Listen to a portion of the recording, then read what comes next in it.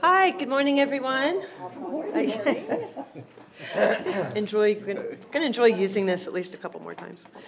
I'd like to call the December meeting of the PSTA Board to order this morning of December 6, 2017. Would Commissioner Lisa Wheeler-Bowman please lead us in the Pledge of Allegiance, if everyone would please rise.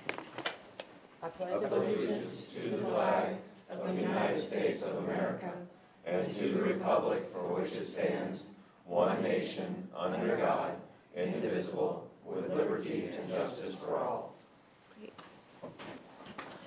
Thank you, and happy holidays to everybody. Just a reminder that at the end of our meeting today, I would like to encourage everyone to please remain and stay here for a brief event we are going to hold here celebrating PSTA being officially designated as a safe place where youth can get immediate access to supportive services. And we're going to meet right out front here in the lobby in front of the building for a brief press conference, and there will be refreshments. So please stick around, and this is a project of our Leadership PSTA class. This is now the time for public comment. I do not currently have any cards before me, so thank you for everyone who's here in the audience today to come to our meeting. We have the opportunity for everybody here to speak who wishes to.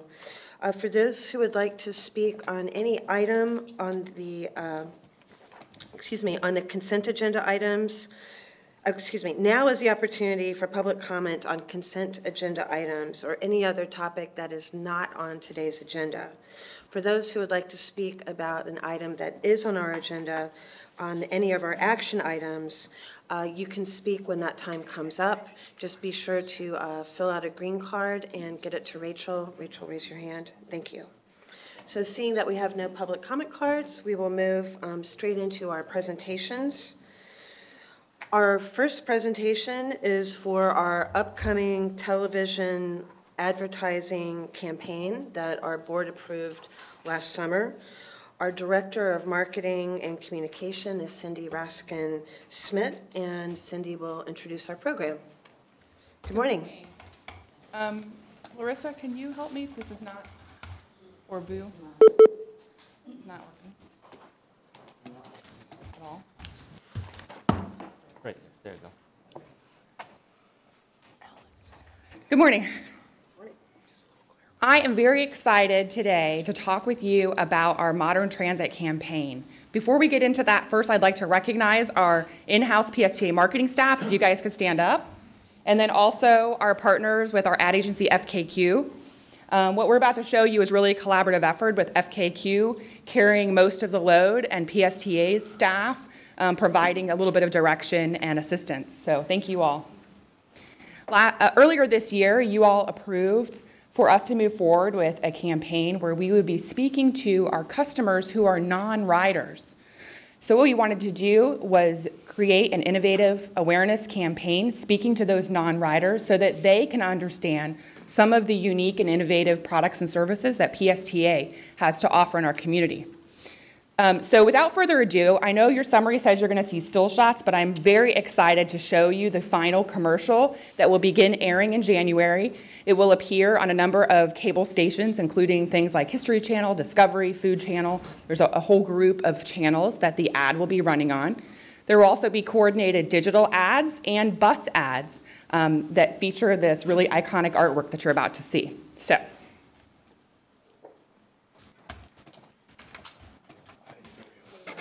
Sorry, this mouse is I get the back. Sorry. not working.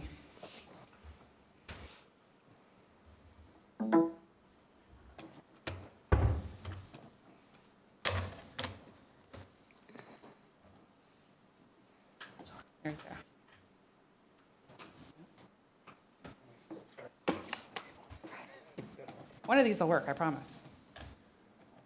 All right, and here we go. Looks like a Volkswagen bus. When is a bus more than just a bus? When it's an innovator, a trailblazer, a wireless hotspot, and a simplifier. PSTA drives Pinellas and its economic engine with innovative partnerships, programs, and services that are setting the bar nationwide. Take a new look at public transit in Pinellas. Explore modern transit at psta.net.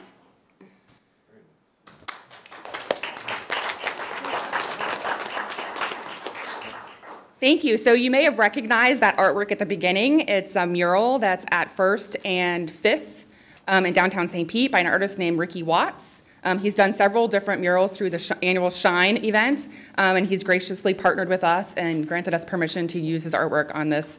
And at the very beginning, the live action where you saw the people boarding the bus, you might have recognized Rosalind from our front desk as one of our actors, as well as Eric Hobner from our procurement department. So we always like to feature our employees as actors whenever we can. So we're very excited about this. It'll begin running in January. If anybody has questions, we're happy to entertain them. Commissioner Justice? Thank you, Madam Chair. What's our target audience as far as demographics when you're talking about your selection of channels? Who are we targeting with this ad? FKQ, do you have that info handy?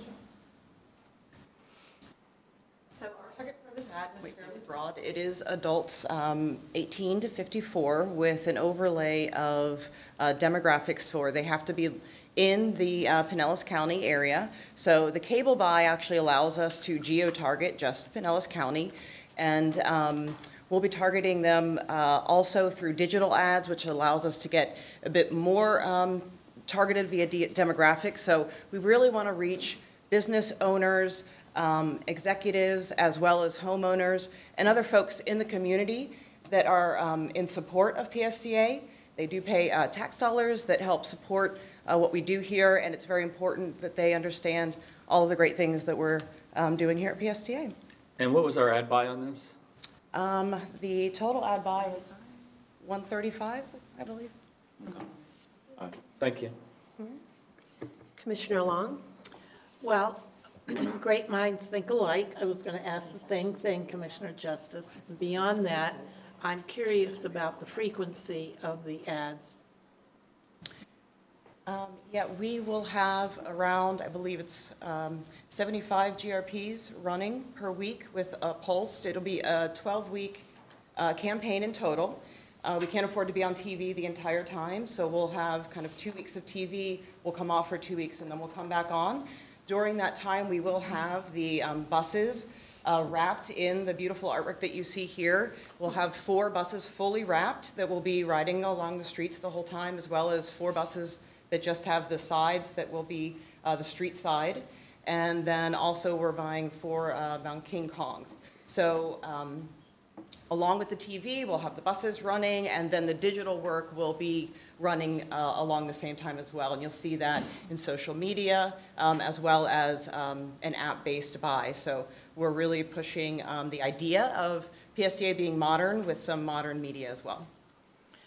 It's a very slick and well-done ad that's very catchy, and I'm very anxious to see what the next steps are after that, because you create a lot of momentum with this kind of thing, but then you've got to be prepared to, how do you follow up afterwards?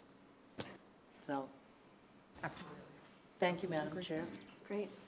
Thank you. Great ad. And I love that it's telling people what we've already done, not just what we're going to do. Yes, absolutely. Very good. Thank you all so much. Thank you. Okay, thank you.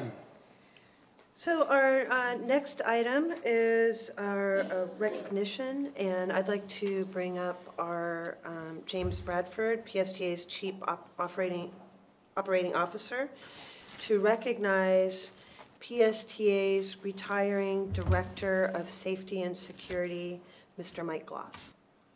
James? Thank you. Thank you, Madam Chair. Good morning, everyone. Good morning, board members. James Bradford, COO. So, again, we come to this time of the year, of one of our board meetings, where we have to say goodbye to one of our longtime veterans. And it's always a sad time. It's always a bittersweet time because you're happy for the person that's able to move on after so many years. So just have a few words to say, and I'll ask Mike Gloss to come up and stand next to me. Mike Gloss is set to retire at the end of this calendar year after nearly 24 years with PSTA. During that time span, he has served and risen through the ranks as a part-time employee, bus operator, trainer, supervisor, all the way to his current position as the head of the Safety, Security, and Training Division. He came to PSTA on January 10, 1994, and began in the St. Pete Division. Mike has earned countless certifications, awards, and recognition through entities like the Florida Department of Transportation and USF Qatar for the Center of Transit Research, just to name a few. His career in public transportation spans over 30 years as he began his transit career with the Rochester Transportation Authority as both operator and line instructor. Mike has been instrumental in shaping many of PSTA's new operator defensive driving and customer service training programs. He can also be credited with developing PSTA security protocols both at home base and the terminals. Mike has brought much esteem to PSTA, bringing home such hardware as the TSA Gold Standard Base Award, only awarded to a few agencies in the country each year, and also leading PSTA back-to-back first-place finishes at the annual FPTA conference. In retirement, Mike looks forward to doing more of his favorite pastimes, which includes cooking, golfing, and traveling, but also says that he just wants to spend more time with his family as well. He is married to wife Barbara, and together the two have 4 sons, 2 daughters, and 9 grandchildren. And so as I conclude, we will definitely miss Mike here at PSTA, and the PSTA family will miss him very dearly. He's been a great mentor to me personally in the past many years since I've been here. He's also provided valued counsel to me on many occasions. And so we say unto you, Mike, may the roads not yet traveled and your continued journeys post-retirement be filled with unexpected moments of pure joy. Discover strengths unknown, see sought-after mysteries finally unraveled, reveal heights not yet reached, be bound in laughter never-ending, and continue to be wrapped in unconditional love for those you hold dear. So we have a plaque for you, Mike.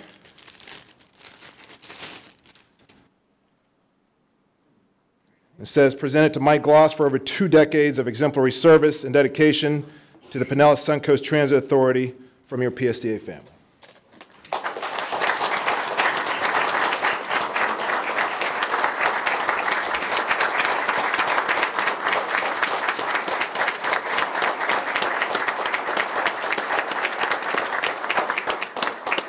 And I just want to recognize Mike's SST department standing in the back. We have Theo, AJ, and Eddie. We'd also like to get a photo op with Chair Rice and CEO Brad Miller. And Mike, if you'd like to say a couple of words. Yeah. I just want to thank PSTA for giving me the opportunity to do this. It's been great. I've met a lot of great people, and looking forward to being put out to pasture. That's the golf course. So thank you for everything that I've been able to do, and I wish everybody the best of luck in the future. Thanks, Mike.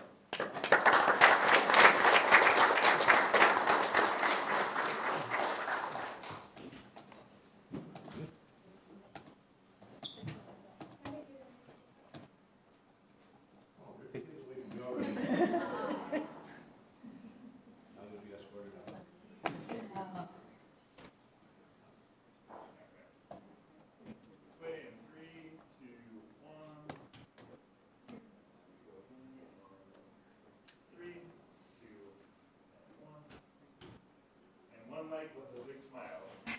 3, 2, 1. All right, thank you. Congratulations. Thank you.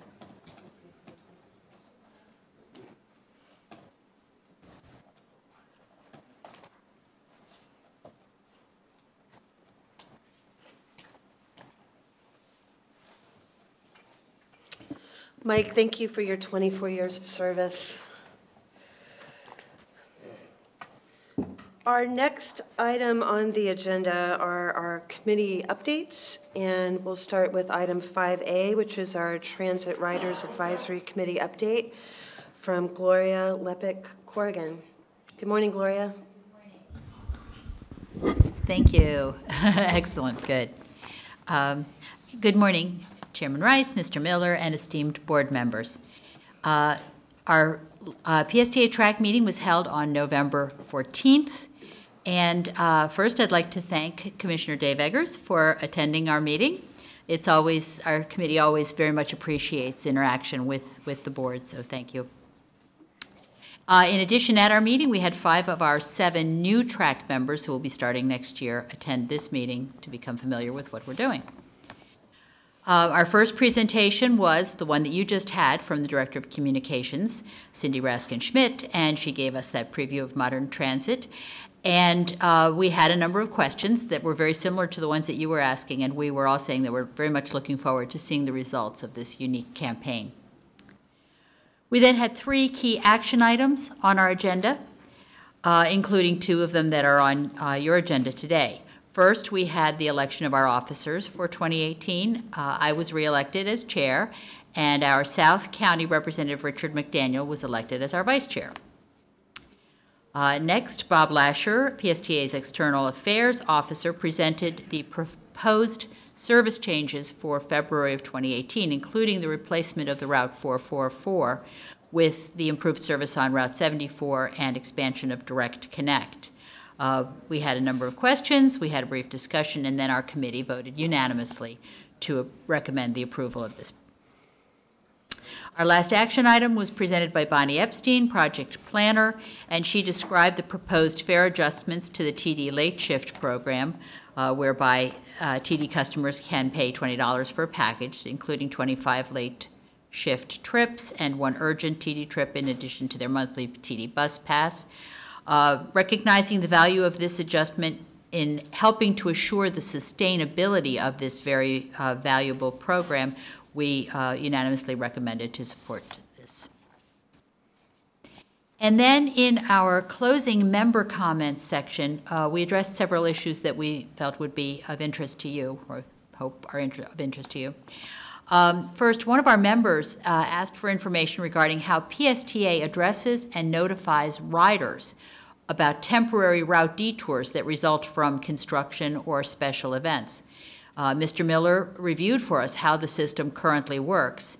And again, we were told that hearing about how these changes affect the riders can be very helpful to PSTA in strengthening the programs that they have for this. Then I shared the experience that I had had in traveling to Tampa using PSTA in conjunction with HART and HART Plus Paratransit. And we had, a discussion about the ways in which this type of cross-county collaboration could be expanded in support of regional transit and regional paratransit. And my understanding is that several of those programs are being considered right now anyway. And then finally, we had a brief discussion about our initiatives from this year. And as I think you know, we did present our letters to you on safety and regionalism. Because of some committee member changes, we did not move forward with the 3rd planned initiative that we had on art in transit. Our committee members were asked to think about what initiatives we should consider or reconsider for us to adopt in January. So we hope to hit the ground running with new initiatives then. Finally, I want to thank you for your support of the Transit Riders Advisory Committee throughout 2017. We appreciate this opportunity to serve the community, and we wish you all a happy, healthy holiday season. Our next track meeting will be held on January 16th of 2018, and as always, we invite you to attend. Thank you very much. Great. Thank you, Gloria. Thank you, as always, for the great work you do with this committee. Thank you. Our next update is our Forward Pinellas update from Commissioner Johnson. Thank you, Madam Chairman.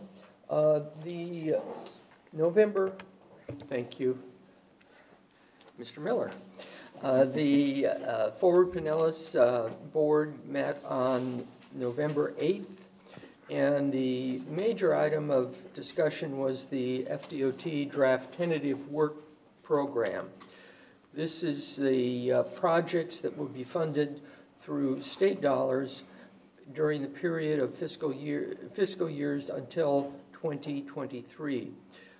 For PSTA, the good news is that FDOT advanced multiple projects on the Forward Pinellas priority list, including contributing to the Gateway Mid-County Master Plan in 2019, construction funding for the Courtney Campbell Causeway Bike Pad Trail Overpass in 2023, PD&E funds for the Gandy Overpass at Brighton Bay Boulevard, design funding for the lane continuity improvements on I-275 in St. Pete in 2023, and $12 million for right-of-way land purchase related to the US 19 Klosterman Road interchange project. What it did not include were some of the PSTA items that were on our wish list. While we have the Central Avenue BRT priority already established in the state funding commitment, it did not include the express bus service to Tampa International Airport from Clearwater Beach, nor did it include the funding in the proposed work program for any of the Tampa Bay TMA transportation management area regional express bus priorities.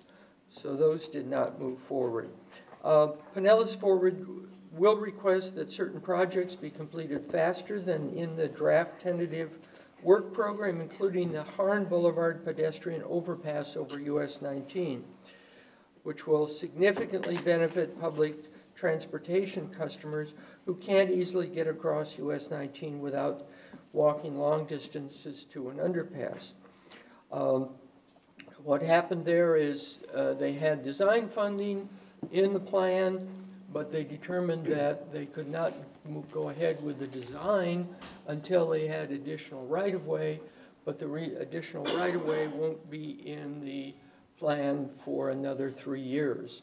So that's going the wrong direction, and hopefully their comments will result in some reprioritization of that. The next thing that was presented was the Regional Transit Feasibility Plan. This is something that we've heard many times from here. Scott Pringle, the lead on the technical analysis, reported that the draft implementation plan will be presented in January, and then there will be extensive public involvement to follow. One of the things that the board members talked about at this time was focusing in on the local match for that project. We're asking for a federal match, a federal share 50%, a state match of 25%, but then the local match also is required for 25%. And Councilmember Kennedy from St. Petersburg asked the Forward Pinellas Executive Director to meet with the Pinellas County Administrator along with the Hillsborough County Administrator to discuss possible funding strategies for this transit program. We also considered including Pasco County in that initial funding planning session. The board also received a countywide trends and conditions report. That really is a combination of two separate reports, one on the traffic crash trends and also on the road conditions. And that is available for your viewing pleasure. Forward Pinellas will be having a board work session on January 12th, and that's my report. Thank you, Commissioner Johnson. Commissioner Long? Yes, that's quite a report, Commissioner Johnson, and I'm very conflicted on a couple of the things that I thought I heard you say, so I'm not sure that what you said is what I heard. Number one, what was the pushback from the Forward Pinellas on the first two things that you said did not become a priority that are pertinent to PSTA? The one is the express bus service to Tampa International Airport from the beach. Now, that is something that's in our legislative priority list for this year. So we really didn't expect that to be in the DOT work program, but we were hopeful that it would be. And what was the second one? The Tampa Bay Regional Express Bus priorities. That's a project that's being advanced by the Transportation Management Area, the TMA, and would be express buses throughout the three-county region. So that's not really a PSTA project initiative, but it's more of a larger regional project initiative that we would be participating in. All right, and then secondly, the other thing that I was very confused about what you said was the dollars for the local match. What is the local match for that you're talking about? This is for the Regional Transit Feasibility Plan, and that's the I know what the plan is. I'm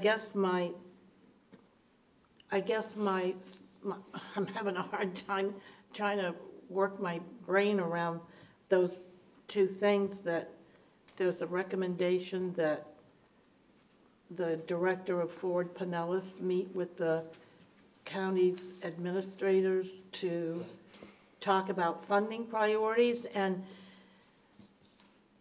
I'm wondering, and I do have an appointment coming up with to discuss these issues, but my concern here is at the same time this is going on, the new TBARTA agency is talking about the same kinds of things and working on budgetary issues to know exactly what it is that we should be asking for. So one of the things that has been and continues to be an ongoing concern for me is the different groups that are working in silos without considering this new agency that was charged by the legislature to be the lead on all of these issues. So I guess it would be good if we could figure out a way for everyone to coordinate this ask so that Forward Pinellas isn't going and asking for one amount, TBARTA is going and asking for another amount, and all the other ancillary acronyms, the TMA, the CCC, all those things that are working on transportation solutions, if they're all going forward with their own agendas to ask for different amounts of money, that's not going to produce much positive result, I don't think. So maybe I'm confused, but there's definitely a disconnect, I think. Yes, sir. Vice Chair Long, I think you make an excellent point that we should at least include the executive director of TBARTA in those planning discussions, and I'd be happy to pass that. Well, back. may I follow up with Yes. that, Madam Chair? Before you do that, can I just share that we have a workshop on Friday to finalize our job description for the new CEO, Executive Director of TBARTA, that right now the person is an interim and that decision has not been made, and that there needs to be a very consolidated effort to figure out what the ask is before we go asking for dollars. And so did you discuss that on MPO at all?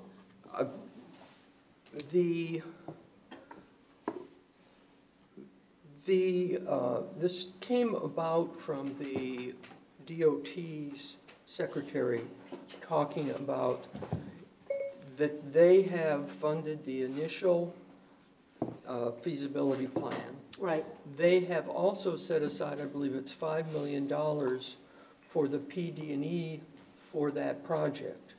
But they're reluctant to move forward with that, which would be in 2019, without some assurance that local funding will be available to support that. Correct. So we're really a year and a half out, but the Forward Pinellas Board wanted to start the discussions with the community on what those funding options might be. Okay, well, just so everyone on this board is aware, the Secretary of Transportation was at our commission meeting yesterday. So stay tuned, and I guess we can delay this conversation until our next meeting. Yeah, I mean, it's a conversation that's certainly in progress, and certainly, you know, let's not kill the messenger of our appointee to the MPO. I mean, let's keep in mind that it was the MPO director, Whit Blanton, who has given the presentation on the regional express bus plan. And so so that particular project at this point in time not being put into the work plan, it's not a, you know, a failure, a lack of will on our MPO. In fact, our MPO, I think, has been pushing it. But because we're just starting to hear these ideas and we know that things kind of work a little slowly, it might just be too soon to expect to see it in the work plan, but it doesn't mean that we don't have it as a goal to figure out how to do that, totally recognizing the emerging changing profile and role that T-BARTA hopefully will be playing in the region soon. Well, thank you, Madam Chair. I certainly did not mean to kill the messenger. I was just trying to clear up in my own mind what the number is that we're asking for and ensure that, you know, we're all on the same page. I think that's really critical. Yeah. I'm sorry, Bill, if you felt like I was killing you off today. I didn't feel threatened this morning anyway. Thank you. Well, thank you. And it's great to have a conversation on the board to exchange ideas, and I think we can all better represent the community that way. Thank you. Thank you. Thank you. Okay. Our next update is our local coordinating board update from Commissioner Johnson. She had to step out. She's got an emergency she's tending to. We'll come back to her update. We'll move on to the consent agenda.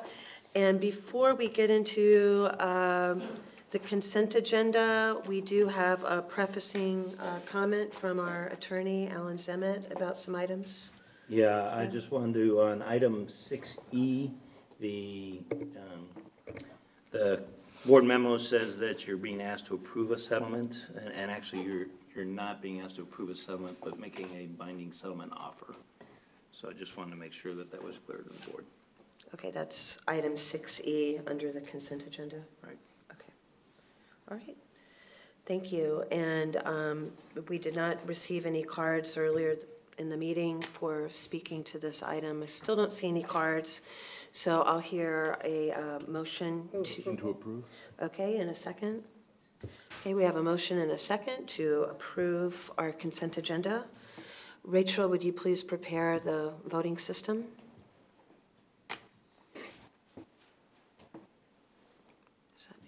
Our next item. 14. Oh, I'm sorry, 14? There should be. It took me a while to get. I did vote in favor. Sure. Okay. Right, so it was 14. Okay, I'm sorry. It was 14-0. Thank you. And we're going to back up to our local coordinating board update from Commissioner Johnson. Good morning. Sorry, I also have a job, and every now and then I have to. We understand. The local coordinating board. Oh, okay. Can you hear better now? Yeah. The local coordinating board met on November 28th in downtown Clearwater. Cora Amari from the Bay Pines Veterans Administration gave a very informative presentation about all of the different transportation programs and benefits the VA has to help local veterans get to VA health care facilities throughout Pinellas County. She also let us know about other counties that are in the Bay Pines catchment area. To expand and improve veteran transportation options even further, a follow-up meeting with PSTA and the VA hospital staff has been scheduled for her staff to learn about all the TD and PSTA services that can help the veterans they serve, and to explore how we can work more closely together to ensure all TD eligible veterans can know about the TD program. I have to tell you that she was taking more notes than any of us and was very shocked and surprised to learn that we offer so many services. She had no idea.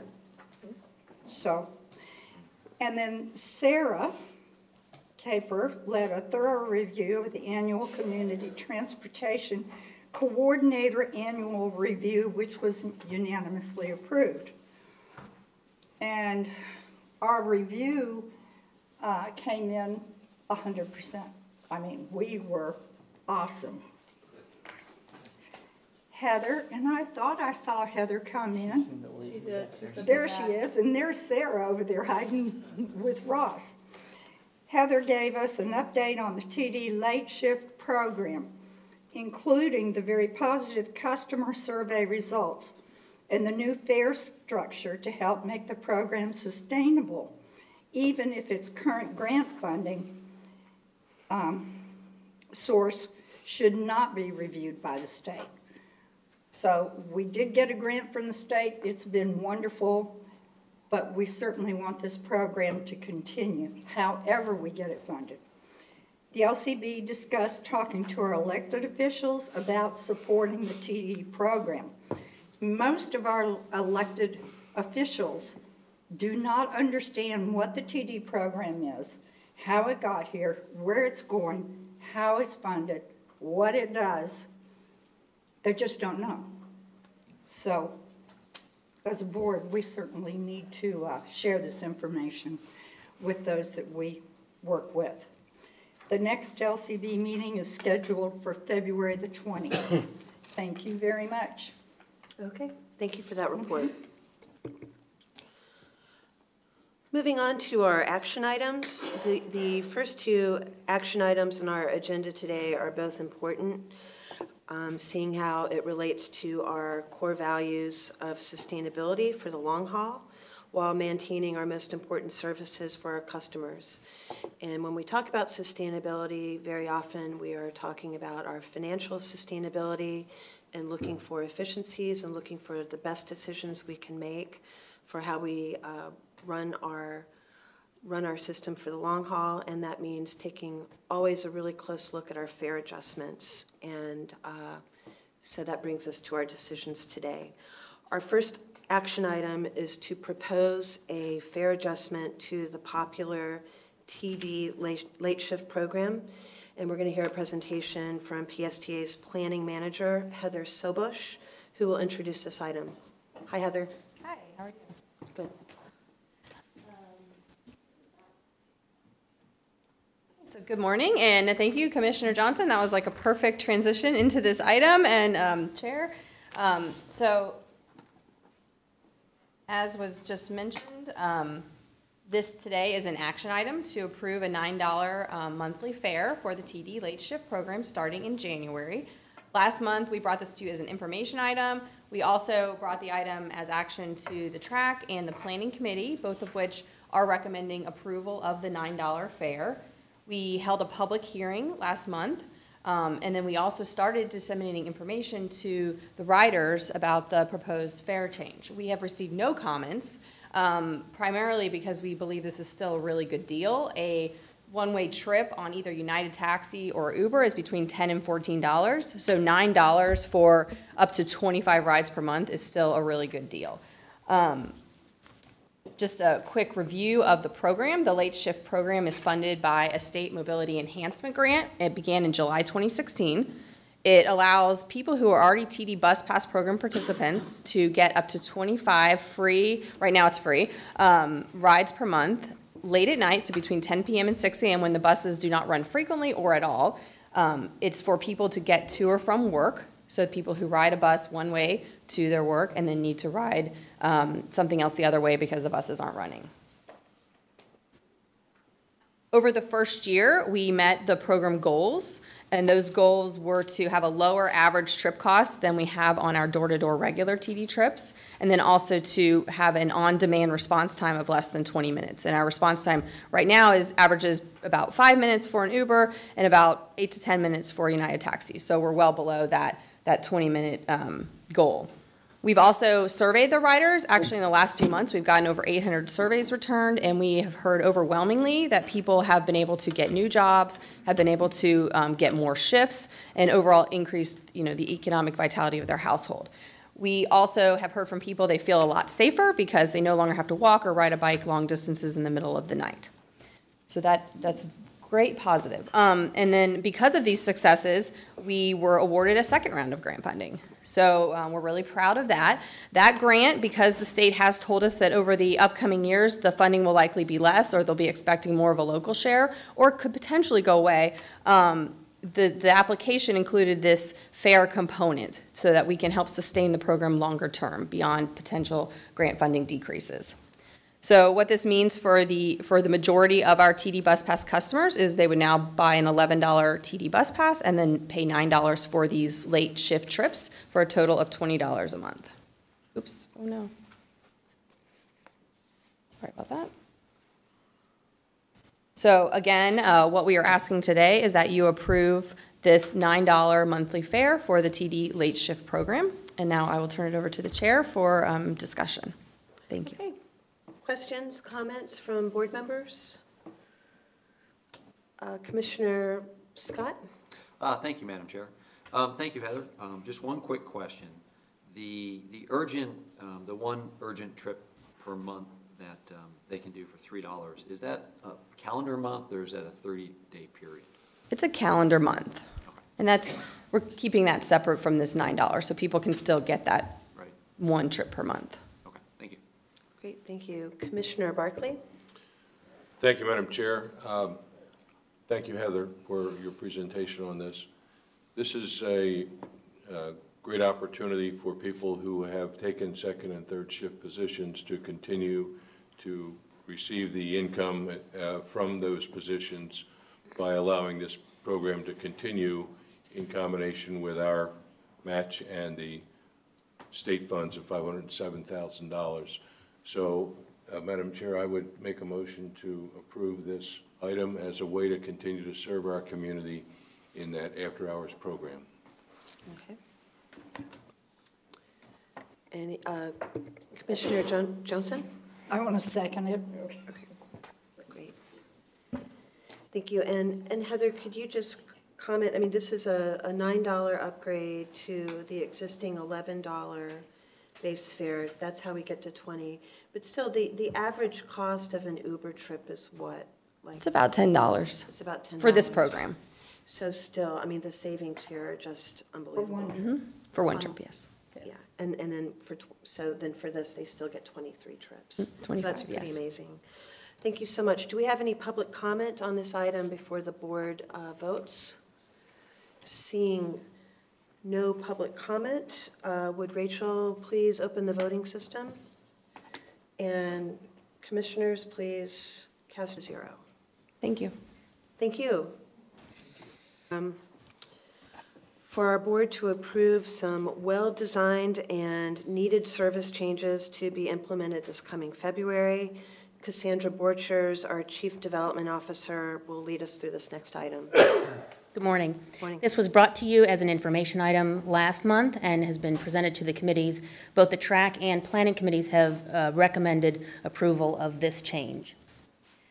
As you know, we take a look at our route structure and our route performance 3 times a year and make small adjustments over the course of the year in order to make sure that we are on time and performing well.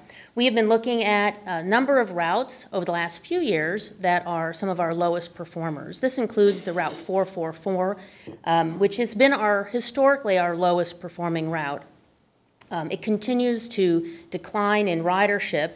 We did make a big change to this service in fiscal year 16 in order to offer the residents of Crystal Lakes Manor better service using the adjacent Route 11, and that has been quite successful.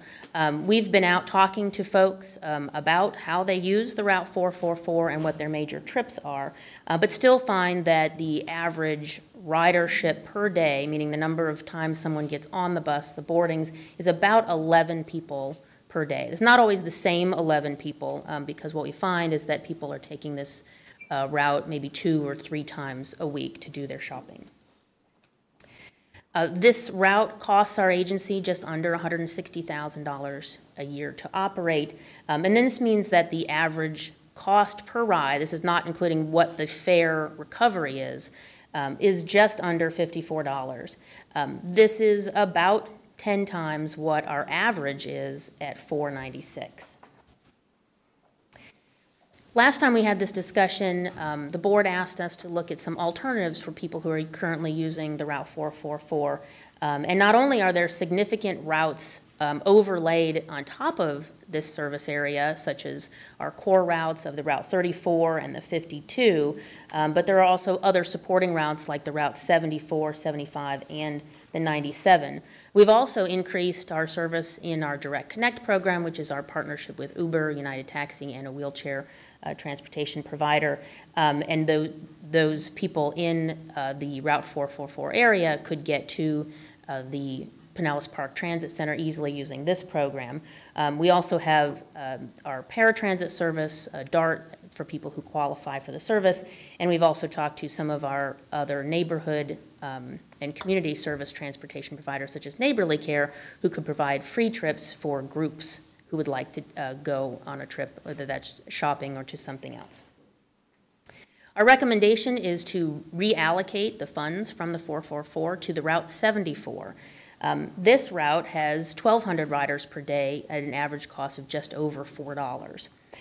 This would increase the frequency of this route from 25 minutes all day. We would propose that we increase this to 20-minute frequency at peak hours. By reallocating these funds, we feel like we could do a lot more good for more people and give that better service in those peak times for people who are getting to work and having other activities on the Route 74. We did hold a public hearing regarding this change in late November at the Pinellas Park Library and had 7 attendees. A number of those attendees were in mobility aids such as wheelchairs, and we had a discussion with all of them about what the options were for taking their trips in the future, including using DART service, and we did have a member of our DART team there to explain the program and get these folks signed up. A lot of the conversation centered around the cost of this service as well as the accessibility. So we have sent letters to each of the attendees of the public hearing and offered them some free travel training where we would take them out and use these options to show them how to use it and have that be at no cost to them.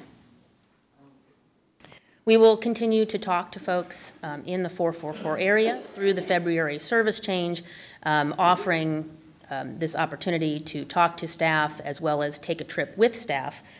We also have a Direct Connect workshop series that we're planning in some of the group homes and the residential facilities in the area so people can understand how to take Direct Connect, but also how to cut their costs using Direct Connect by having a shared ride with someone else who may live in their same residential facility.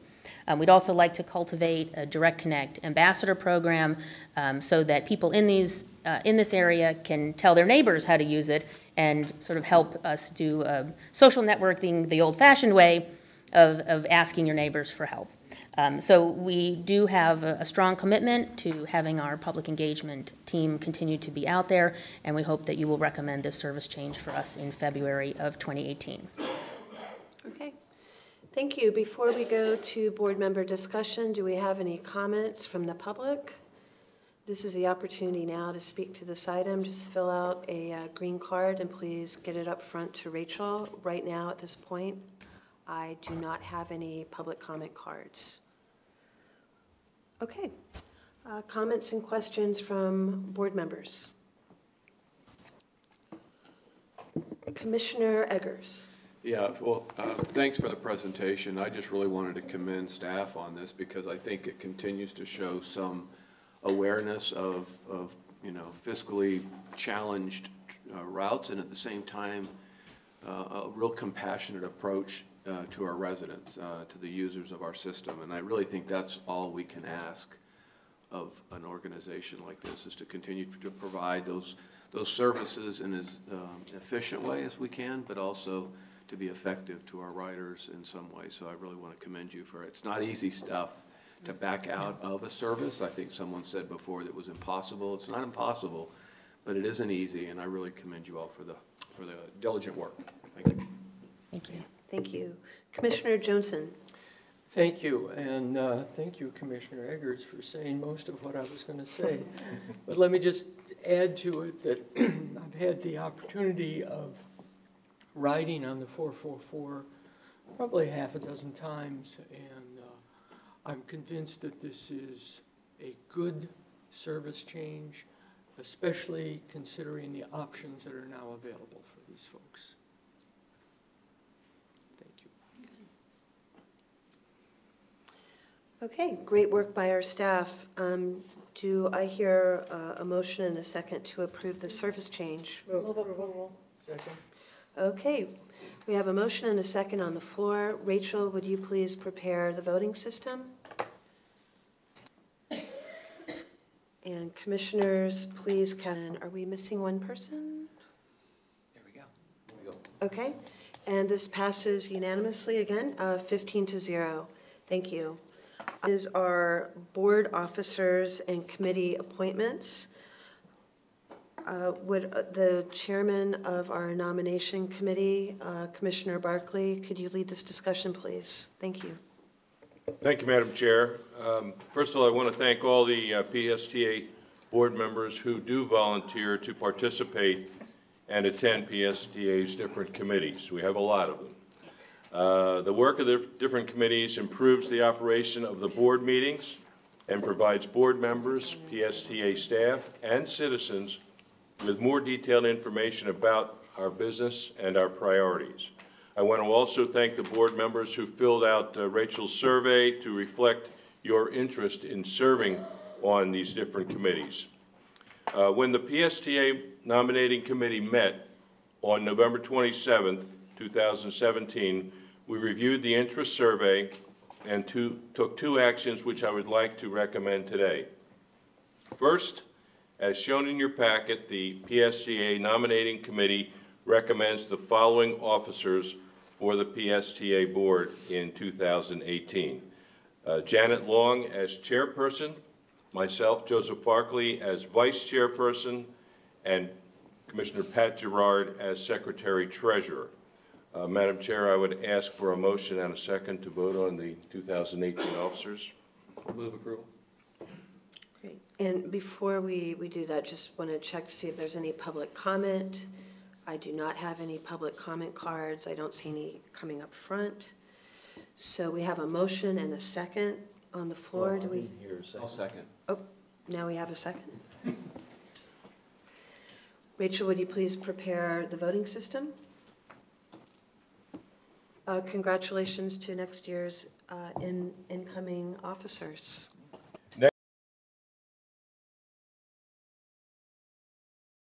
Next, the PSTA nominating committee recommends the following new committee assignments in 2018. Committee recommendations are for Executive Committee, Patty Johnson; for the Planning Committee, John Tornga as full member and Josh Schulman as alternate member.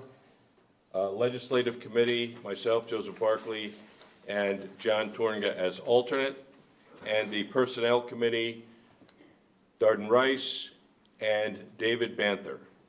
I would like to ask the board to accept the nominating committee's recommendations for 2018 PSTA committee assignments as presented. Move approval. And a second? Second. Okay, we have a motion and a second. Do we have any public comment on this item? Okay, seeing none. Would Rachel please prepare the voting system, and commissioners, please. Again, congratulations. Thank you very much. Thank you for your work. Item is 7D, and this is the PSTA HART Memorandum of Understanding. Brad? Thank you. So I would like to thank the committee members that attended our latest joint meeting with the HART Executive Committee on this past Monday. Chair Rice, Commissioner Long, Commissioner Pat Gerard, and Commissioner Bill Johnson joined me over in Tampa. We're still struggling to get the HART folks to come over to Pinellas County, but we finally got a meeting scheduled with them, and their board had met earlier that day and approved the second iteration of a memorandum of understanding that both boards approved a year ago, or just under a year ago, that basically memorializes and commits us to identifying ways in which we might collaborate together, PSTA and HART, not merge the two organizations, but collaborate in different ways. We had a really good meeting and a good discussion oriented around many of the items that are in the proposed memorandum of understanding that is your action item today. Specifically, something that was not included in the first MOU, but is in this next one, is the sharing of some shared employees, some departmental managers. And I think both of them are in the audience. Al Burns is acting as the procurement director for both PSTA and HART. Al, raise your hand. And doing a great job for both of us. And Diane Randall, maybe she left, she was here, is acting as both the risk manager for both PSTA and HART. And they gave some nice summaries of what they've learned from both organizations working together. There are obviously some trade-offs. There's a lot of driving back and forth across the Howard Franklin Bridge that both those folks are doing, but they've been very good about that. And the overall, the benefits, including the cost savings to both organizations by sharing these resources, outweigh the negatives. We also had a discussion, of course, as you probably have read or heard, the CEO of HART, Catherine Egan, is leaving. I think her last day at HART is maybe in early January, and she's leaving to go up to Pennsylvania to a new transit job running the Pittsburgh transit system. We had a discussion about how she's been very welcoming, and she and I have a really good relationship, and that has led to some of these collaborations. But the HART board collectively said to our board that these initiatives and collaborating has never been more than it is now, and no matter who takes Catherine's place at HART, they commit themselves to working better with us over here in Pinellas on all of our different initiatives. So with that, I would offer the opportunity for any of the other board members who attended the meeting to share their thoughts, and then recommend that we approve the second, or continuing this memorandum of understanding with HART. Commissioner Long.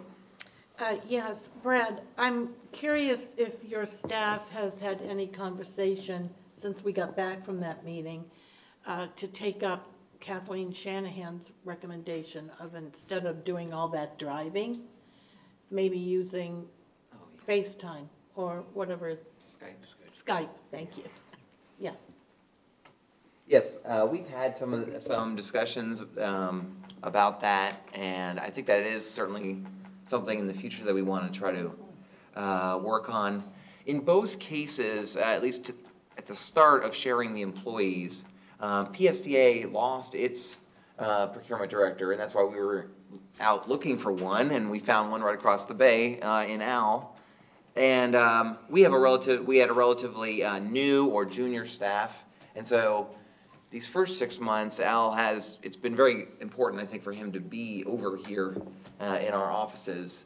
But moving forward, now that he's whipped him in the shape, that I think Skype or virtual presence in Pinellas County would be fine. And then the same thing for Diane.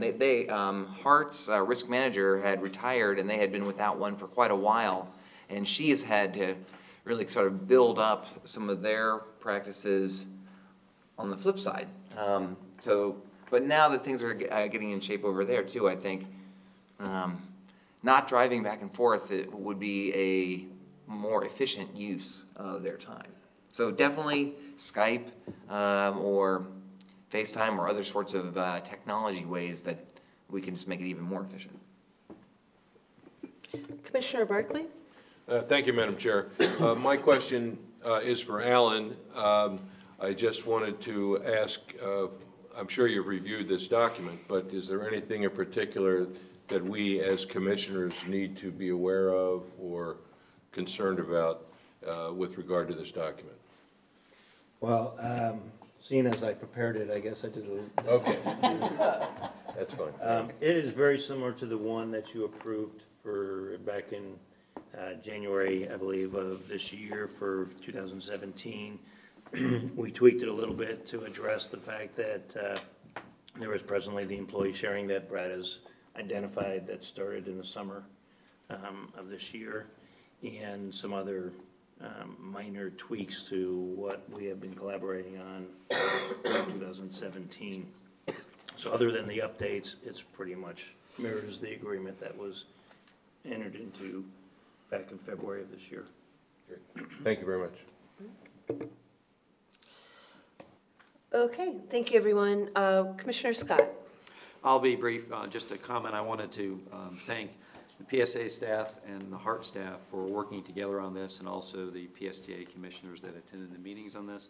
I think this is an excellent example of better partnership across the Bay, and moving forward cost-saving initiatives, as well as that regional planning component, which, as Commissioner Long alluded to earlier, can be challenging getting everybody under the same tent. So I support it, and I would move approval.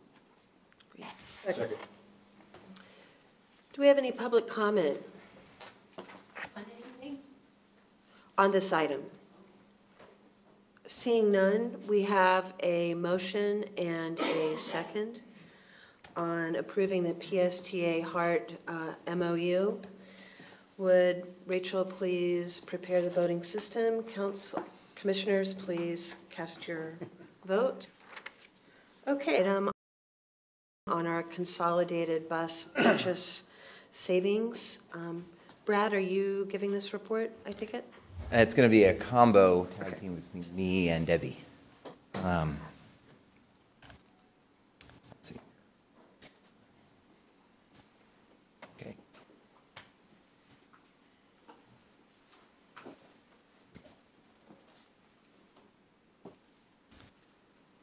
Okay, this is an informational item for the board today, because we had as I'm sure all of you might be very surprised, we had a robust discussion at our finance committee about what kind of buses we might want to buy. We had that discussion a lot. We had that discussion back in November, and I think we'll have the finance committee asked to bring this back to them in January, which I think is very appropriate, because as I'll explain, some of the options that are listed in your packet on what we might do with the savings that we came up with by consolidating 2 years of bus purchases into one. We still need to do some more research on putting those numbers together before coming back with a real recommendation. But the options are listed in your packet. I'm going to give just a little bit of update, especially for newer board members who maybe have had some questions, or I know have had some questions about what has changed, or what is going on with our decision-making process on our capital procurements of buses. Back in August of 2015, I made a recommendation to the Finance Committee to buy diesel buses. August of 2015, as you recall, we were talking about a long-term issue where our capital funding was not going to keep up with the necessary bus replacements, which had been tradition here at PSTA to replace buses every 12 years, and we were very reliant and thankful for Congressman Bill Young being the Appropriations Committee chair and coming through with earmarks. Almost every blue bus that you see driving around Pinellas County was paid for by an earmark from, thanks to Congressman Bill Young. But as you know, Congress decided to get rid of earmarks. They don't want to do earmarks anymore, and so the money is much harder to come by. So when we projected out back in 2015 how much money we would need to keep buses being replaced every 12 years, we saw a shortfall. And we now maybe regrettably identified a fiscal cliff that we were going to go over. We weren't necessarily looking at a fiscal cliff on the operating side, operating budget, but we were seeing, well, we were not going to have enough money to keep the bus replacements that I thought at the time were necessary to maintain a reliable fleet. Those of you who were on the board back then might remember we agreed to write a letter to the Pinellas MPO, I think it was still called that back then, and asked for STP funds, which were the only funds that the MPO prioritized and made a decision on how to allocate. Seems like a long time ago, based on our discussion earlier this morning. But that went over to the MPO, and it was not supported. Fast forward now to 2017, and I am recommending to the Finance Committee and to the PSTA board that we buy hybrid electric buses. And the question is, what has changed over the last 2 years to change my recommendation, and why do I think we should move forward in this way? 3 things. One is what we call a repowering program.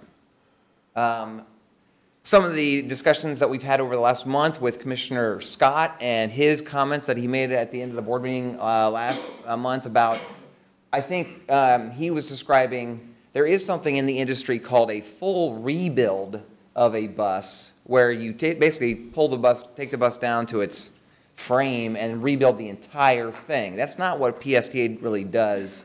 That's a lot more expensive than what PSTA does. PSTA essentially just replaces the engine and transmission, and in a hybrid, some of the components.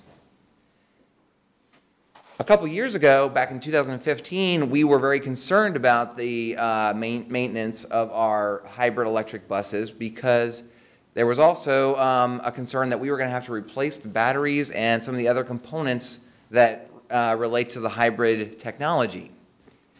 I'm very, very happy to report that we at PSTA are one of the only transit systems that found a solution, a lower cost solution to that problem of replacing the batteries in the middle of the life of the bus and the computer and some of the other technologies that were very expensive items that were going to cost us a lot of money. Our maintenance staff, not me, but our maintenance staff went back and said, hey, that's going to create a hole in our budget, and we're going to have a real problem. Can we figure out a better way? So what they've done is they have come up with a way of not replacing the components with new components, but essentially rebuilding the old components, the existing components, to keep those buses going. And that has dropped that cost per mile, which we often use to describe our efficiency of our maintenance program, down to 8 cents per mile on the hybrids. We also replace the engines and transmissions in the diesel buses we have, and those are 5 cents a mile. So that repowering program was not in place when I made that recommendation back in 2015, but it's kept us within our budget and kept our operating budget costs low, and that's why I can make the recommendation to continue to purchase hybrid buses in 2017. Number 2 is I was very worried in 2015 that if we had older buses, they would break down more, and that would be bad for our customers. That would not be, they would not be as reliable.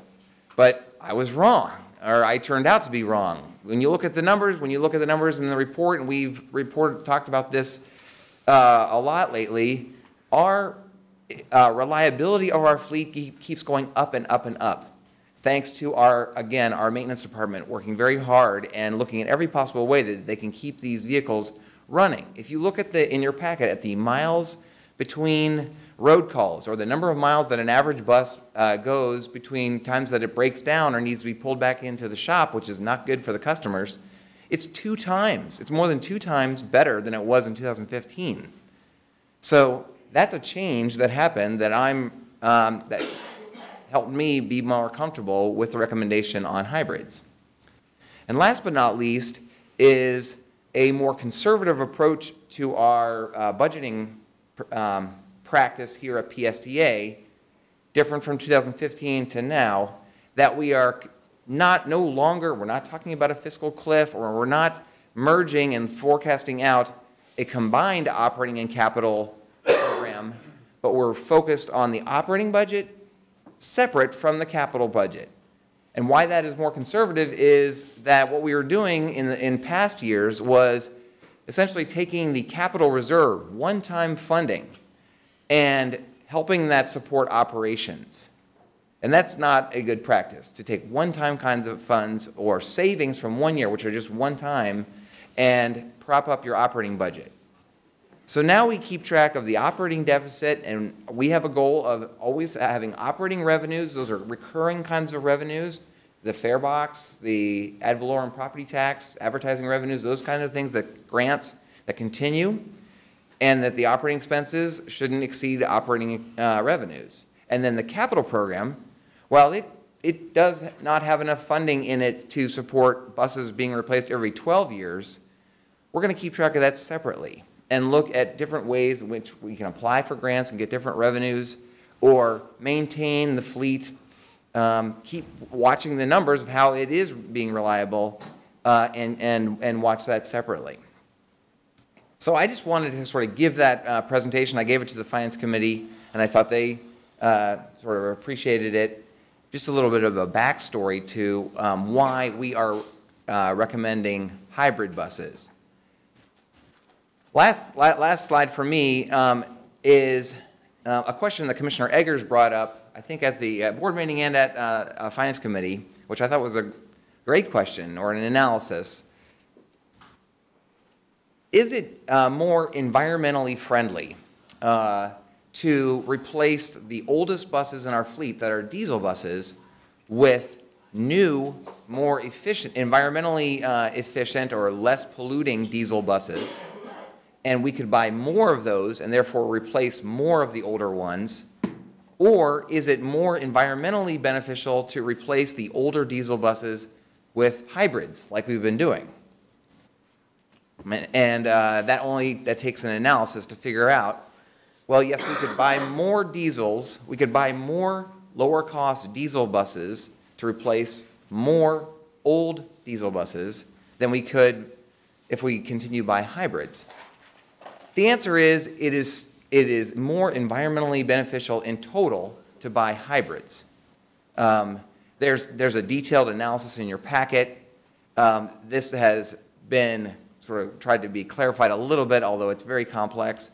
Since the Finance Committee, it's a little bit different, but essentially, if we keep buying on this path of buying hybrid buses to replace the older diesel buses, just on the environmental review, we save 848 tons of CO2, carbon dioxide equivalent pollution per year. More than if we bought more buses but bought them with the diesel. So I think from that perspective and from this new, more conservative financial perspective, that hybrid buses are lower cost than diesel buses, that's why I am recommending, PSTA is recommending, the staff is recommending to the board to continue, at least for now, with this approach of buying hybrids, and in the future, we think battery-powered electric buses. With that, I'll pass it over to Debbie to kind of just walk through quickly the options that we presented to the Finance Committee. Again, that we're going to take this back to the Finance Committee, and then it'll come back to the board in hopefully next month with a solid recommendation. Good morning, everyone. Good morning. In your package is a little menu of items that you can take a look at, that we can maybe choose from or make combinations from, that we could use the savings for, the budgetary savings. First on the list is taking $50,000 of the savings and putting it towards an autonomous vehicle study.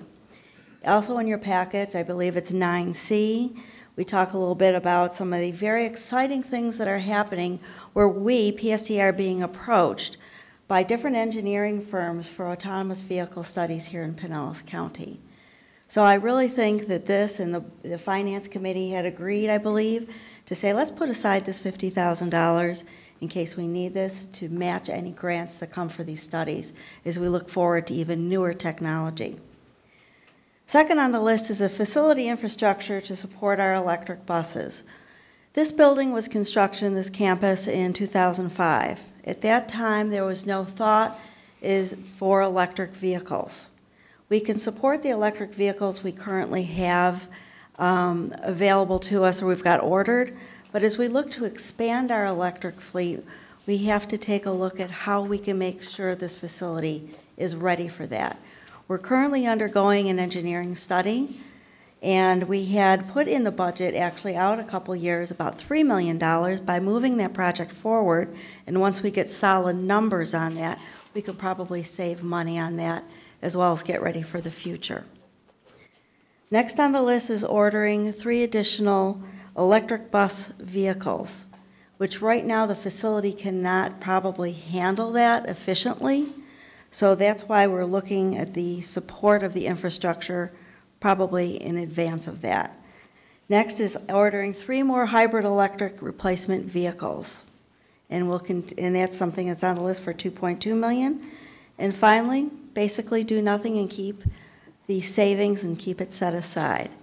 So these are the things for you to think about over the next month, and then we can bring back more details, especially on the electric bus facility improvements. Are there any questions? Commissioner Scott, are you in the queue? Hit it. Oh, okay. Commissioner Long. Yes, thank you, Madam Chair. I don't know if it was yesterday or the day before, I sent an email to Brad about a project that Elon Musk with the Tesla company is doing in Chicago. Yeah. And the thought occurred, I don't know if you sent it out to the board members, Brad, but it might be interesting for them to see that because it piqued my curiosity about whether or not we could get his company to look at our area and just maybe think about ways that they could come here in Pinellas County and use some of the technologies that they are fast moving forward in a pilot project with us. So just an idea. Excellent idea. Yeah.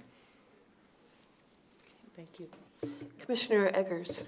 Yeah, just a couple brief comments. First of all, I appreciate Brad and staff taking a look at the charge we had a few years ago about that, that balance between fiscal, social, and environmental. That's something that I really took to, and I thought it was important.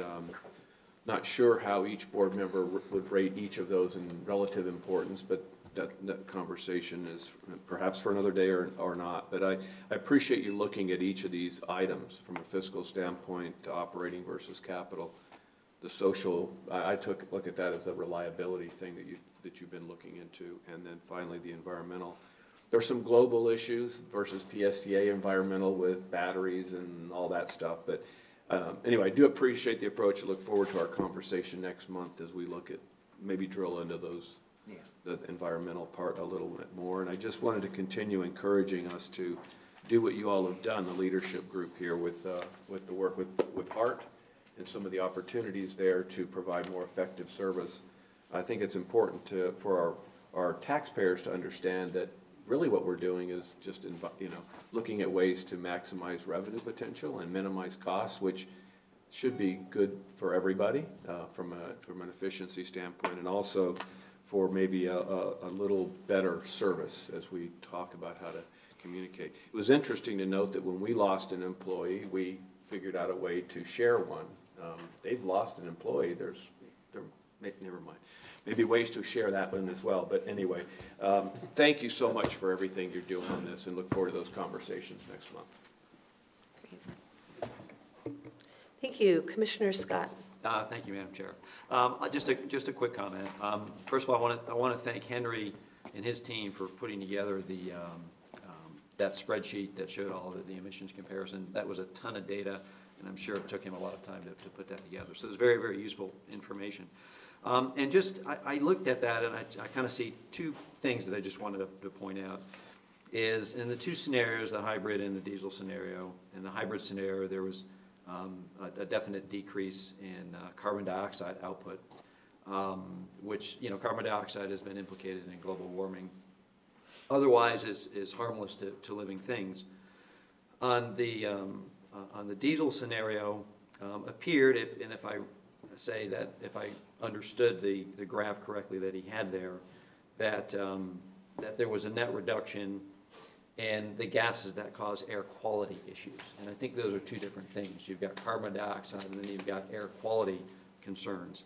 And the reduction, the good thing is that whichever way they go, there's net positive environmental benefits.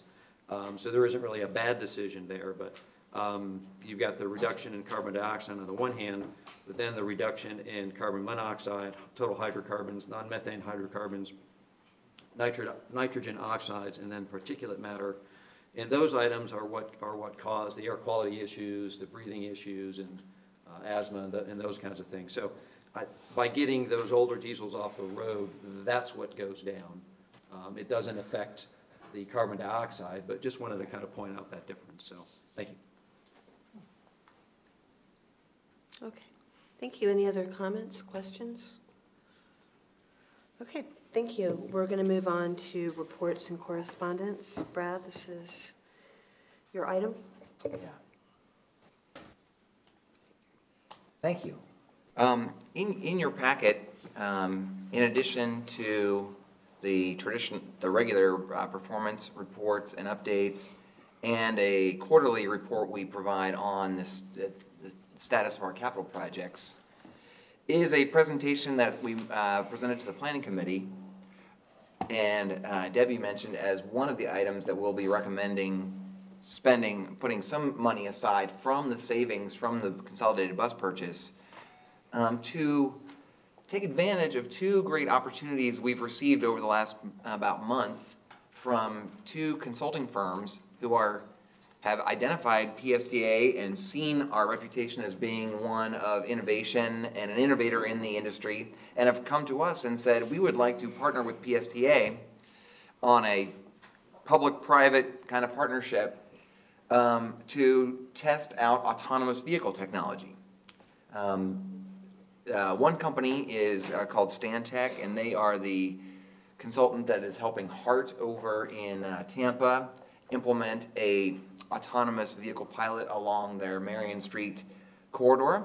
And the other one is AECOM, which is another very large engineering firm in the country. They've both seen PSTA as interested in new technologies and innovations, and they both have different approaches to the idea, but I think we're probably going to try to, as one of our, Jacob, our planner, pointed, we're going to maybe try to take 2 girls to the prom, and which is something that I actually did in high school. And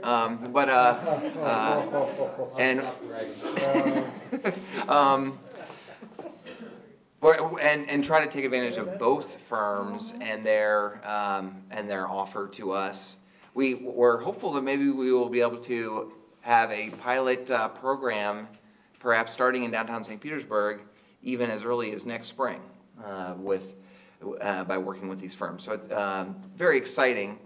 Again, we're probably going to recommend when we come back to the Finance Committee in January that we set aside about $50,000 of the $2.6 million to take advantage and match what these companies, they're going to put in their own dollars. They see that this is something that they need their engineering firms to get smart on and learn the positives and things that they need to focus on. I think there's really only one autonomous vehicle pilot up and running as of today up in Las Vegas. And it had sort of you probably saw in the news, it had a little bit of a incident on its opening day, just a couple hours after the ribbon cutting, where it did nothing wrong, but a truck hit it, ran into it.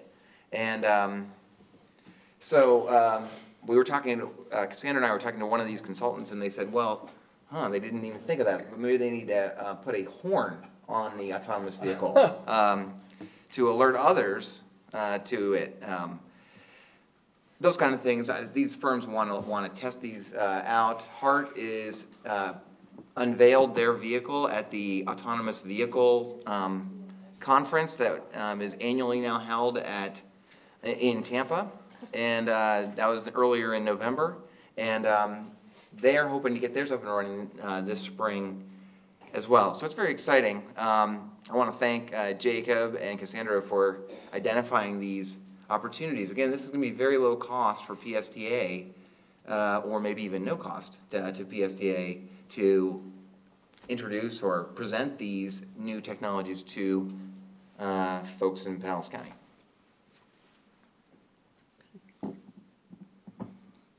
Exciting. Yeah, very exciting. Okay, any other questions, comments? Future meeting subjects. Well, happy holidays, everyone. This is our last meeting scheduled, or committee meeting of 2017, but we will look forward to seeing you in 2018. There's a couple of items I wanted to highlight, a couple of events that I want to invite you that are still in 2017. One is shortly, right after this meeting, and this is at your places.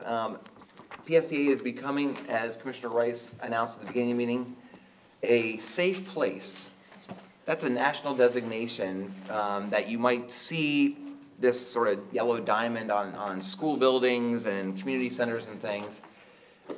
Identifying that location as a place where kids can go, and if they're in trouble for any sort of reason, or they need a place, they can go and they can tell an adult there, or they can go onto a bus, because now all of our drivers are trained, and they can say, I have no place to go.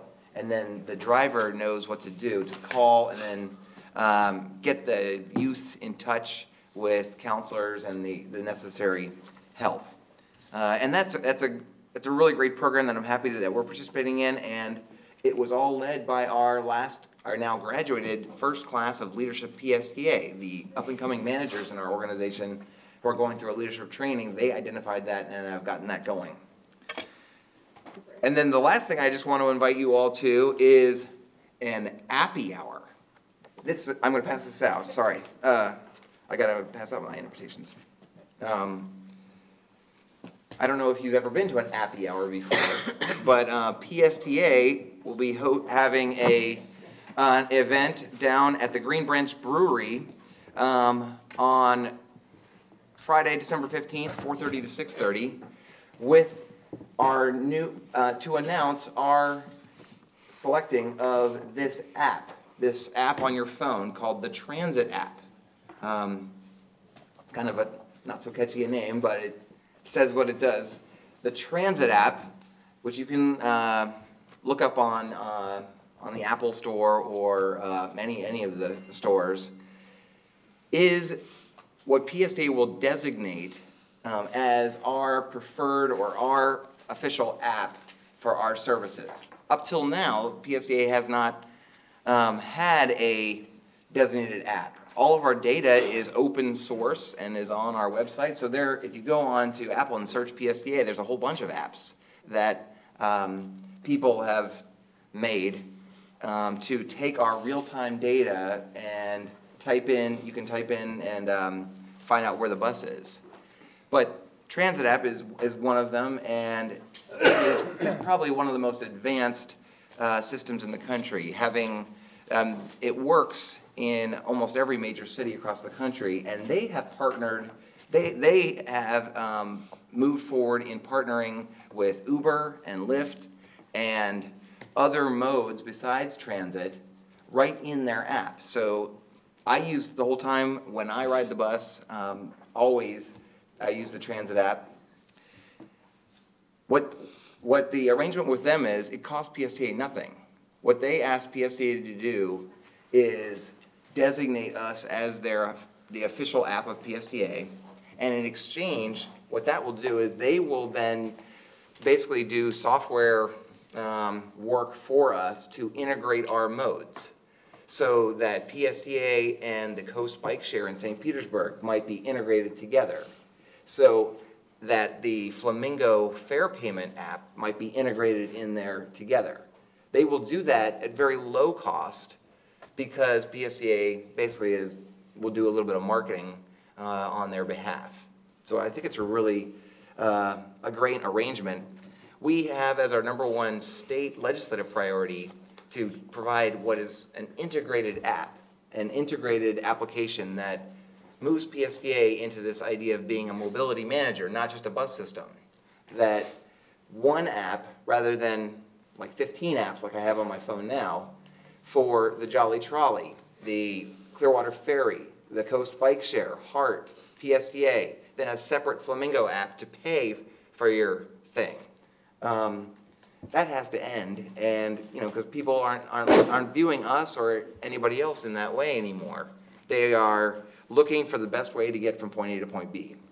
And I think by partnering with this transit app, that will move us forward in the quickest way. They're already starting to crack the nut, which lots of the technology companies are really struggling with, about marrying the fare payment aspect into their program so that maybe you can load money onto the card, like the Starbucks app or something like that, and then you could get some Uber rides, you could get some bus rides, you could pay for your bike share in St. Pete.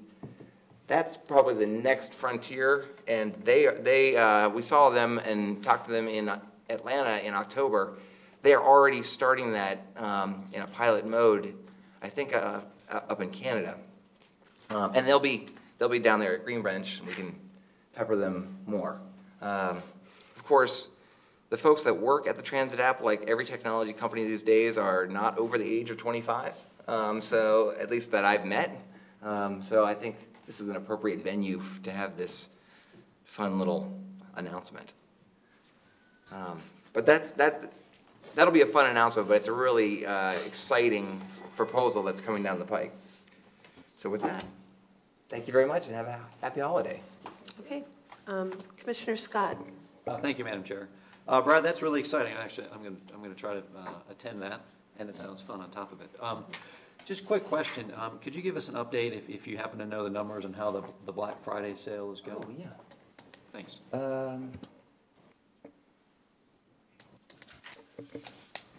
So PSTA last June experimented with our fare policy by putting the monthly bus pass on sale for half price. Regularly, our full price monthly bus pass costs $70. $70 gets you all public transit riding privileges throughout Pinellas County. In June, we said, I had heard that other transit systems had tried this.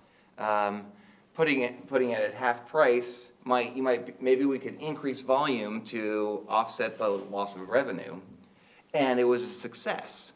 We sold approximately 6 times as many monthly passes in the month of June that we normally do, so we made significantly up, we made more revenue and got more ridership by people buying the monthly pass at $35, including myself when I was riding the bus. So that was one success. There were a number of issues that we were concerned about looking at the data. Well, did a whole bunch of people buy a whole bunch of monthly passes and then they hoarded up on them, and then we were going to lose revenue in the future? It doesn't seem like that really happened. We also sell a lot of bus passes at CVS and AmScot and other third parties. We were not able, they buy those passes up front on consignment, so we couldn't cut their revenue in half. So we only sold the passes at half price at our terminal. So maybe folks didn't go to CVS and they came to us.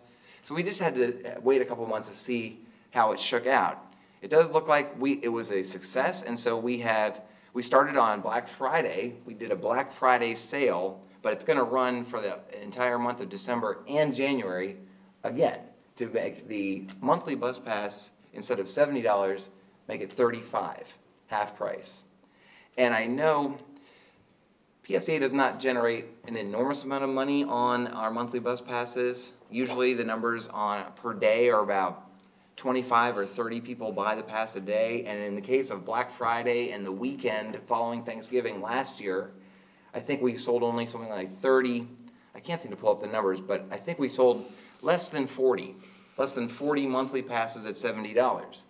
This year, at half price, we sold 499 just on those 3 days. So about 10 times as much sales. So we definitely made more money, and many more people bought the pass. The numbers since Black Friday and since we sort of did our big promotion continue to be higher than they were, a lot higher than they were last year. But we'll find out at the end of December how overall it did, and then I think we'll see another big increase at the beginning of January, and then we'll just see how it goes. But this might be a permanent solution, or something we put into place permanently. So it's very encouraging.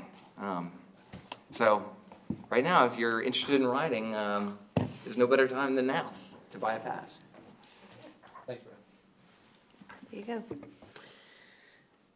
Before we move on to board member comments, I think, is there someone in the audience that wanted 3 minutes to speak? Do we have any cards? Go ahead and speak now and just fill out a card before you leave, ma'am. Oh, okay, we did get it. Okay. To make it quicker, I'll just read it. Thank you for letting me speak. 3 minutes. My name is Michelle Frazier. I wanted to talk about the number 52 bus. Just to, I'm going to read it so it'll go quick, okay? Okay. And then maybe when I'm done, somebody could give me an email that I could send to someone. I'm here representing about the early morning number 52. There's no early morning service for the number 52 at Shopsa Park Place. This means if you live anywhere east of 49th Street, it can be impossible to get a 52 bus before 7:35 a.m. And I'm sure it affects people who live in other areas as well. I know because it's a big topic of conversation among riders all the time. Like I live at 62nd Avenue and 34th Street. To get to the first or second early morning northbound 52 or 97, I have to hope the first 34 to Largo will get me to Park Place in time to catch the first number 74 to Seminole.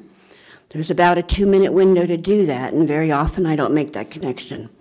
If I'm lucky enough to catch that 74 to Seminole, it's a 5-minute ride around Park Boulevard and 49th Street, where I once again must hope I can get from the 74 bus stop to the 49th Street number 52 or 97 on time, which is actually quite a distance, often running through a dark Publix parking lot, and making that connection is also hit or miss. If you have any handicaps, forget it, and I know that because for 6 months, up until about a month ago, I was walking with a walker and then a cane, and I missed a lot of early morning buses. Either way, the schedules are much too tight. It's no fun running for bus to bus to bus at 5:30 in the morning. The 52 is one of the busiest routes in that area of St. Pete. A lot of people depend on it to get to work. Yet the 52 is the only bus local to Park Place that does not divert there in early mornings. It's supposed to be a connecting point, but the 52 isn't there to connect with any other buses. In my opinion, the 52 should be at Park Place during every early morning trip. There may be some who ride that are comfortable with it not diverting to Park Place, but it takes 5 minutes out of your time, and there is the number 97 that doesn't go to Park Place. It runs nearly the same route as the 52, so people could take that one if they really don't want to go to Park Place. And I don't know about the people going to the 52 to Grand Central, so I can't speak for how important it may be for it to come up there going southbound. But anyway, the early morning 52 going north into Park Place has been an issue for a lot of years now. Can't we please do something to resolve it? And one other thing about the 52, a friend asked me to mention that the very first number 52 that leaves the lay-by, originates at the lay-by at 5:55 in the morning. She takes the 97 down. I have the stop number. Well, I'll email it to you. But I guess there's a problem getting off the 97, getting to the 52 as it's leaving the lay-by, like they needed to leave 5 minutes later at 6 o'clock instead of 5:55. Thank you. Standing right to your side is Cassandra Borchers, and thank you for taking the time to come here and to share that. We do listen very carefully. We care about our riders' experiences, and Cassandra will work with you on finding some workarounds and some solutions. So thank you very much. Thank you. Okay. Board member comments. Commissioner Eggers. Well, just real quick, I really, the comments that you brought up about Black Friday, and I would encourage us to look at that, because as I said, I really do think that the regular ridership that we have, the service that we have is, if you look at it as a commodity, I think you bring that price down, and you are gonna elevate that ridership. There's a break point somewhere in there, and I think it does two things. One, it gets more people buying it, more people experiencing transit, and so I think that's a great thing. I really look forward to hearing those results. As we move into some premium routes and things, that's a different, maybe a different animal altogether in terms of attacking that product. But lastly, I just wanted to say I hope everybody's holidays are wonderful. A happy Hanukkah to those who celebrate that. Merry Christmas to others, to all of our employees and our residents and our riders and fellow board members. Thank you. Thank you. Commissioner Barkley. Thank you, Madam Chair. First of all, I want to say thank you to the nominating committee for providing us with the names of people to serve on our various boards, and congratulations to our officers and new board members.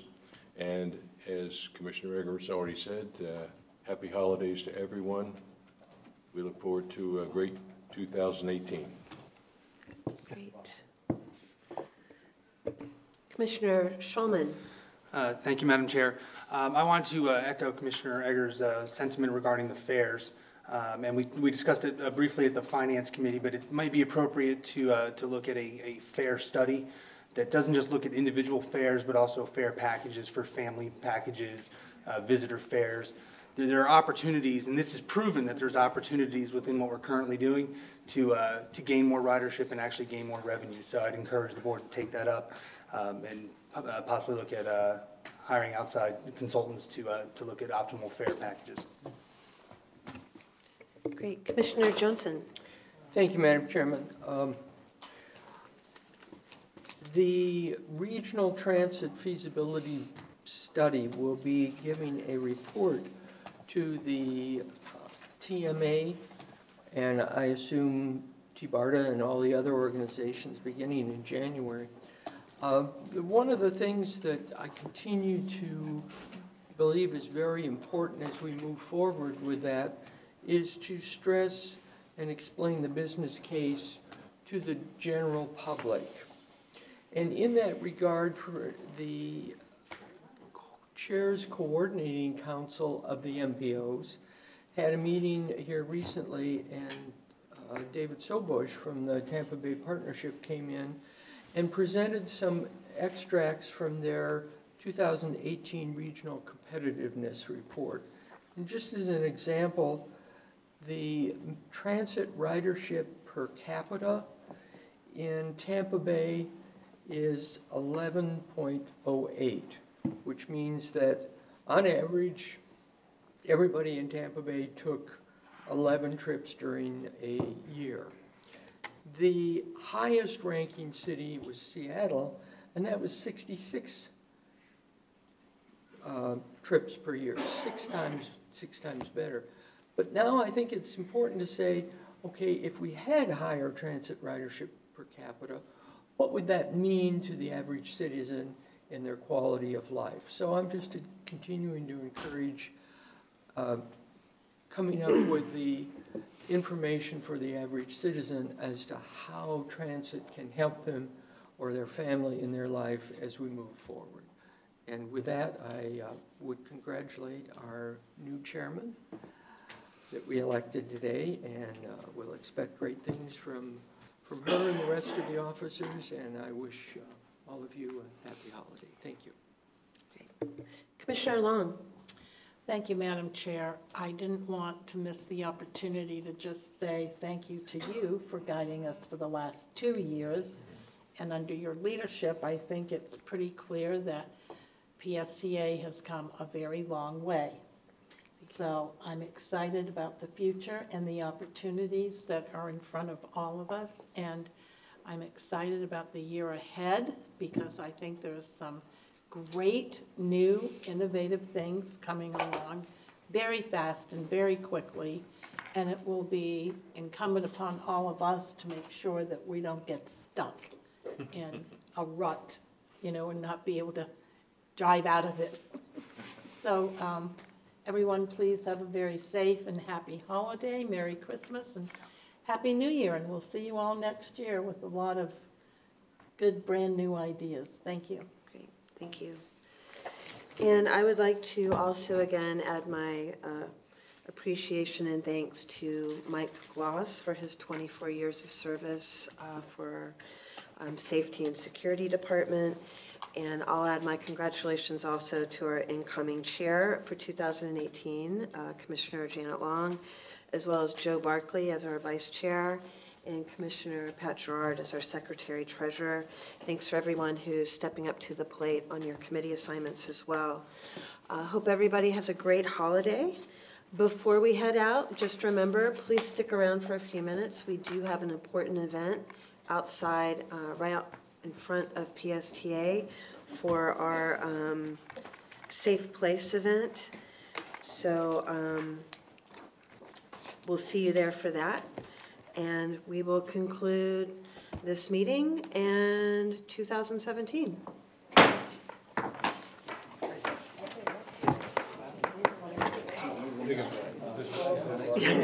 I love that.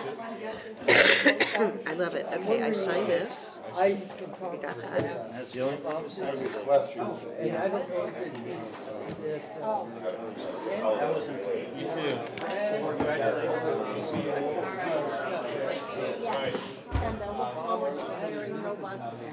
I don't know.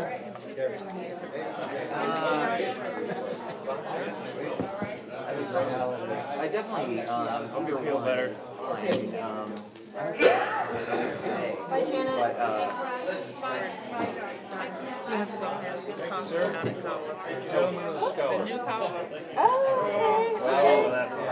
you know, you have, it's on the website, so you can take the 9th and the corner by district and Charlie. Okay, great. So, in terms of tomorrow, okay, yeah, that's why I wanted to, I'd like to find that out to you. Their letter, I forwarded it to her last night. Yes.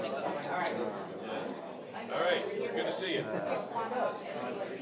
But, yeah, I mean, I think we do need to sit down and strategize on it. I'm looking forward to it very much. All right, thank you.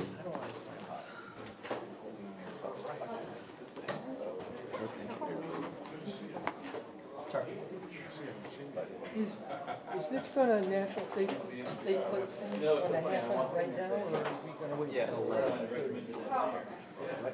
Is it gonna It's actually gonna be at 11. At 11, okay. For about 10 minutes. Good to see you. Nice to see you. Yeah, there's a lot of meetings. Oh, yeah. Right, I'll see you in a couple weeks. Okay, do I, this is with the bank? I think this is not for you, I don't think. No, that's just for Pat. Pat signed I don't it. sign checks. Yeah. They don't let me sign checks anywhere within a guarantee that. Okay, okay. So, what's the status or, when you might you need to interview our good friend, Thanks, Rachel. No, we got a notice from her that they postponed the selection committee meeting. That was supposed to happen last week.